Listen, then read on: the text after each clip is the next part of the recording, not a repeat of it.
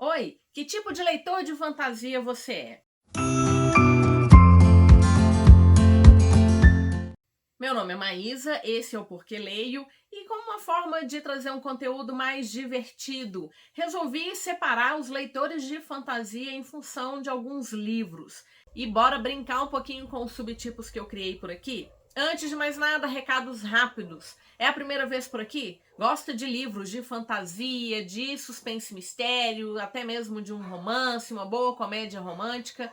Vem se inscrever no canal, te peço a gentileza para curtir, compartilhar, fazer comentários, ativar o sininho de notificação, me seguir nas outras redes sociais. Todas as informações ficam aqui na caixa de descrição, junto com o link de compra para todos esses livros. Bom, então a ideia é brincar com isso. Eu dividi ali em alguns subgêneros. Nós temos livros que são clássicos, livros hypados, livros que se fala pouco, mas é realmente uma grande brincadeira. E eu dividi ali quais seriam os tipos de leitor em função da principal premissa daquela história. Bom, então a primeira delas é aquele leitor que é viciado em reviravolta. Se você ama uma trama com 73 reinos, 8 religiões, 12 dragões, com uma série de sistemas de magia, bom, parabéns. Você sofre para acompanhar toda essa história, mas é um sofrimento de qualidade. E aí eu trouxe uma história que eu gosto bastante, mas que vai trazer uma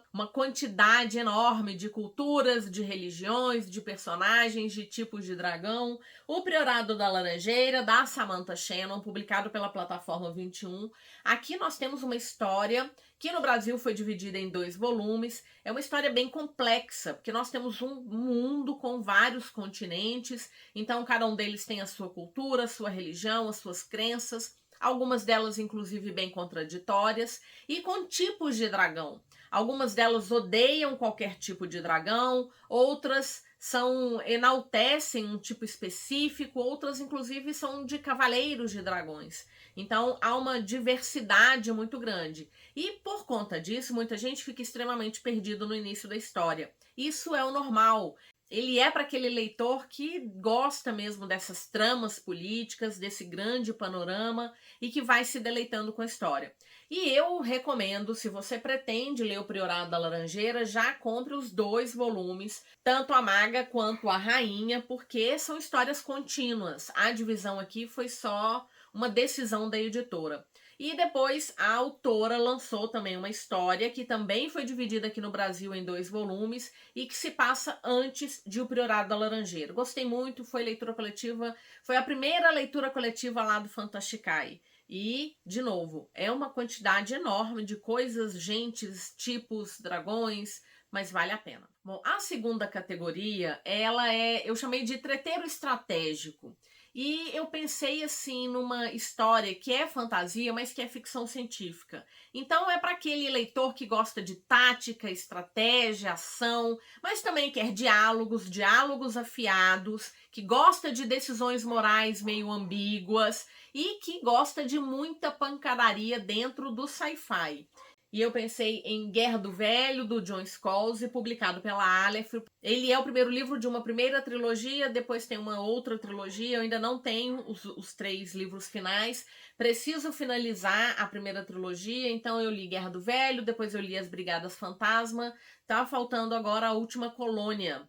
E aqui a gente tem uma guerra intergaláctica. O ser humano já atravessou fronteiras e para essa guerra só são convocados as pessoas que se alistam e que têm mais de 75 anos. Por quê? Porque elas já viveram tudo que tinham para viver, estão ali no fim da vida e vão entrar numa nova aventura. E depois a gente vai entendendo por que pessoas com mais de 75 anos, que a princípio não estariam em condições de entrar numa guerra, como é que vai ser possível, o que vai acontecer com essas pessoas. Adorei, divertidíssimo, diálogos afiados. Aqui a gente tem sim decisões assim bem ambíguas que são tomadas, não tem certo e errado.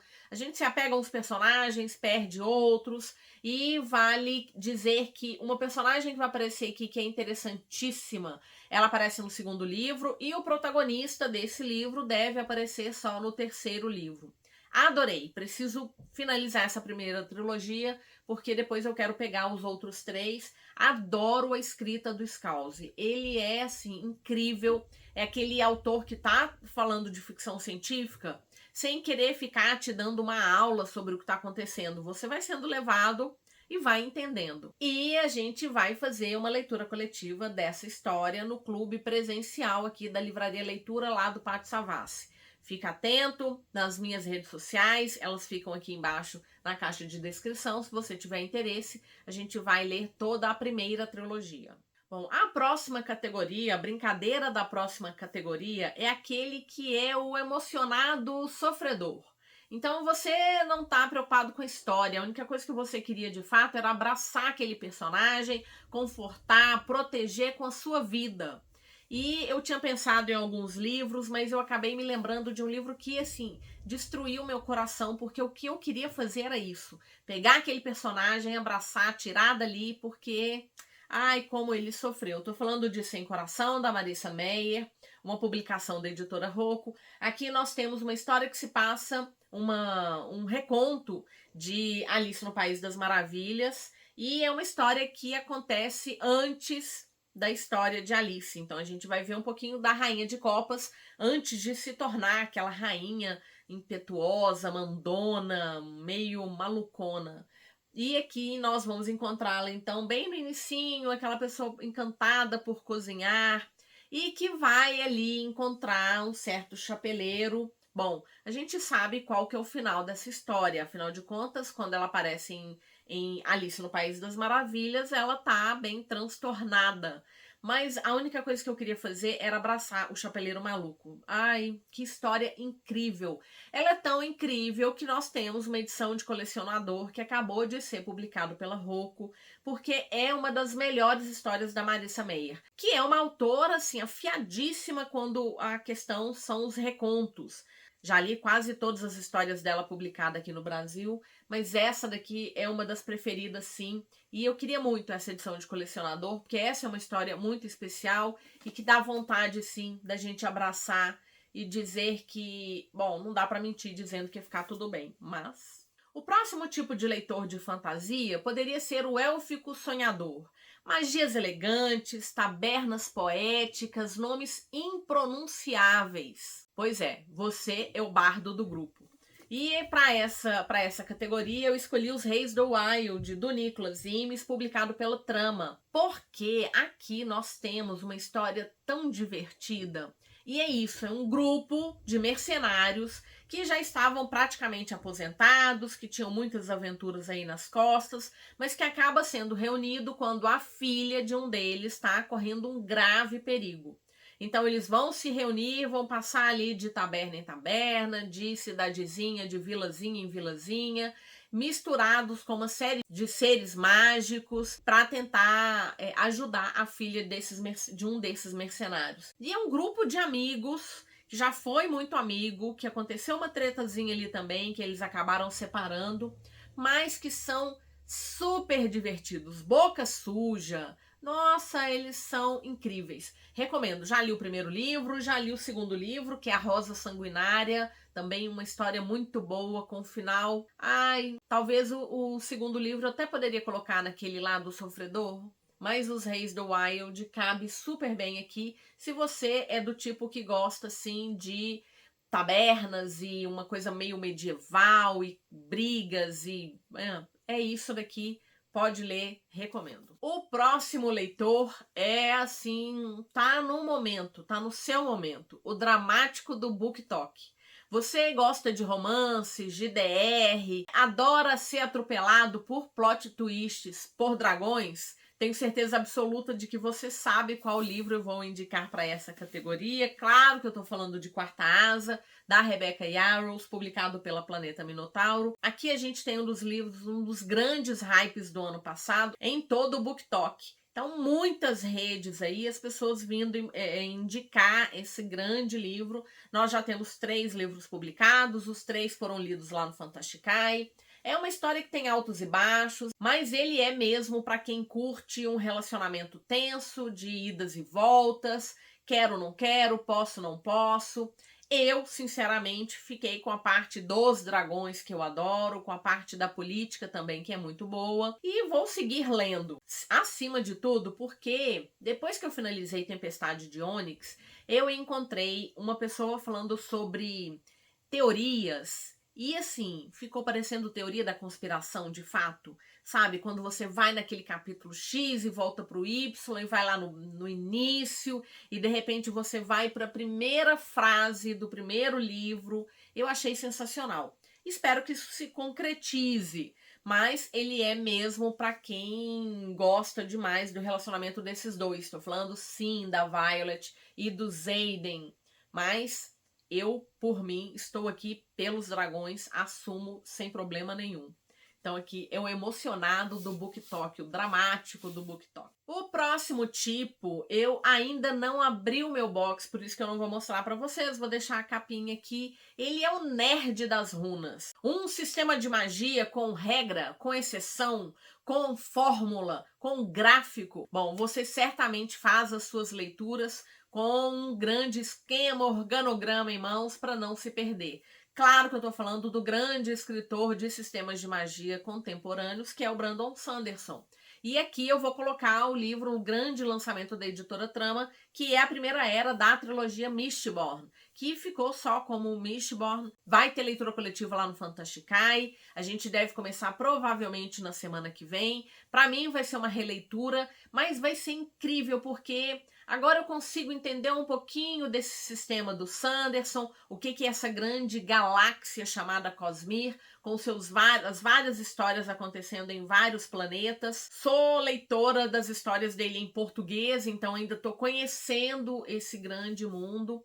E vai ser uma delícia retornar a Mistborn. Aqui nós temos uma história que vai subverter uma grande premissa aí de livros de fantasia, que é sobre o escolhido. E se o escolhido, no final das contas, não conseguisse assumir a sua responsabilidade? Então é isso que a gente vai ter em Mistborn. Além disso, a gente tem uma grande rebelião, um personagem que é um ladrão misterioso, um grande líder, que vai trazer uma das estratégias que duram assim ao longo de toda a trilogia.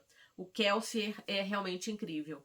Então, se você gosta mesmo dessa coisa mais detalhada, né, desse sistema magia complexo, em que você vai entender tudo ali, mas que ele tem várias nuances, personagens também, a questão política, cultural, religiosa. Nossa, Mistborn é uma delícia. Se você ainda não leu, sinceramente, dê uma chance. Se você não conhece nada do Sanderson, pode entrar pro Mistborn. Eu gosto de dizer o seguinte, se você ainda não leu nada do autor, leia o que você tiver em mãos. Então, se você puder começar por Mistborn, por exemplo, que é o lançamento agora do mês, eu acho que dá para começar sem problema nenhum. Eu comecei por Elantris, depois li na sequência Mistborn. Revisitei Elantris mês passado, estarei revisitando Mistborn agora lá no Fantasticai, e realmente os sistemas de magia criados pelo Sanderson são maravilhosos. Então isso daí é pro nerd das runas. O próximo tipo de leitor de fantasia seria um filósofo misterioso. Você quer fantasia, mas você quer existencialismo, crise existencial, umas vibes assim meio bizarras. Olha, o livro que eu vou mostrar para vocês, ele cabe tão certinho nessa ideia que eu preciso ler outras coisas do autor. Estou falando de Changeling, do Victor Lavalle. Aqui a gente tem um livro que vai ter muita crítica social. E ele tem uma parte de fantasia que é bem bizarra. Bom, o protagonista é casado, um casal super apaixonado, eles têm um filho, mas de repente ele percebe que ela está completamente diferente. É como se ela tivesse um problema com o bebê, ela começa a distanciar, de tratar de uma forma diferente, até que ela vai desaparecer. E aí ele vai entrar nessas noites de Nova York, vai descobrir um mistério, vai entrar-se num mistério que é assustador. É impressionante como que o autor constrói uma mitologia que é trazida para Nova York, que vai sendo absorvida pela cidade sem que as pessoas percebam.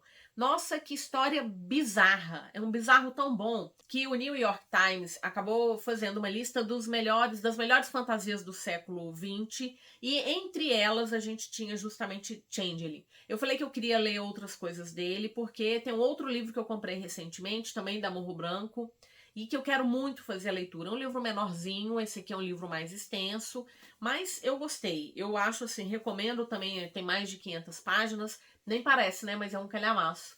Mas é uma história bizarra, incrível, vai trazer muito de ancestralidade, vai trazer essa questão de outras culturas e de como é que Nova York é uma cidade que vai abraçar o esquisito também, né? Ele abraça tudo. E o outro livro que eu tenho dele que eu preciso ler é A Balada do Black Tom. Tá aqui já na estante, quero ler porque eu gostei muito da escrita do Victor Lavalle. Bom, e a próxima categoria, talvez eu esteja nela também, que eu mal abro um livro, eu já tô procurando o mapa. Eu quero saber onde é que eu tô me movimentando ali, quero entender se é possível um plano de fuga. Então estamos falando do cartógrafo obcecado, aquela pessoa sim que antes de começar a ler uma história já quase que decorou o mapa que vem lá no início.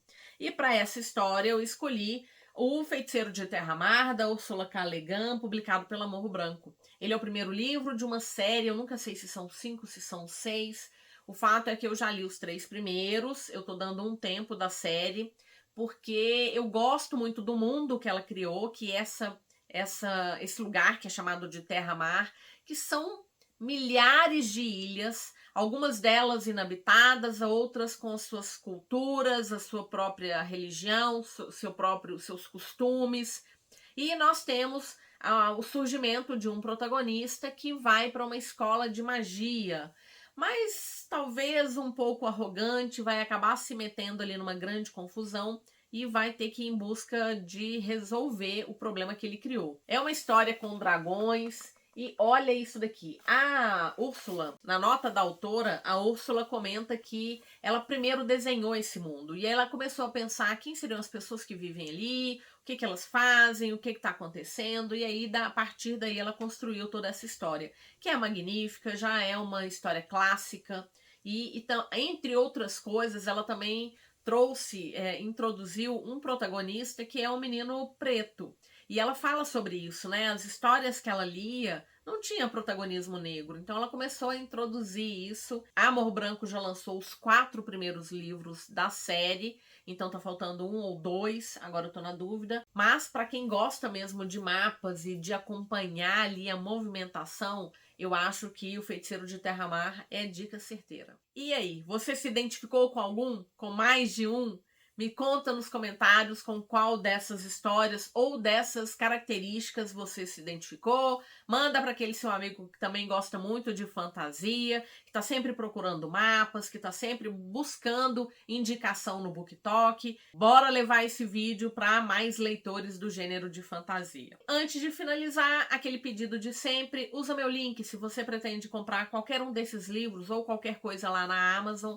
Usa o meu link de compras, me ajuda muito. E o cupom lá da Loja Trama e da editora também Nova Fronteira, você tem 15%, e isso inclui, por exemplo, o box de Mistborn, e tem muitas coisas interessantes vindo aí. Acho que a Trama hoje é uma das grandes casas de fantasia, e usando o Porque Leio você tem 15% em qualquer um dos livros, tanto da editora Trama quanto da editora Nova Fronteira. Muito obrigada se assistiu até agora, te desejo ótimas leituras e nos vemos no próximo vídeo. Até mais!